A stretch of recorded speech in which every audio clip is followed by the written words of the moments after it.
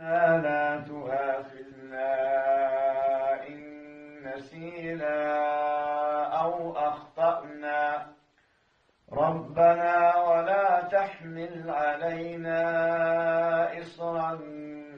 كما حملته على الذين من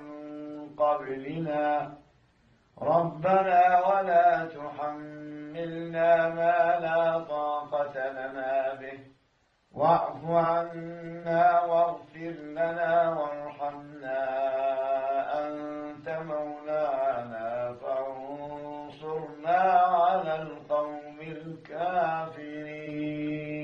ما شاء الله تبارك الله، زادك الله سدادا وسعادة وتوفيق شيخنا الكريم على هذه التلاوة الندية المباركة. إذا كنا وإياكم مستمعينا الكرام وعلى مدى 4 حلقات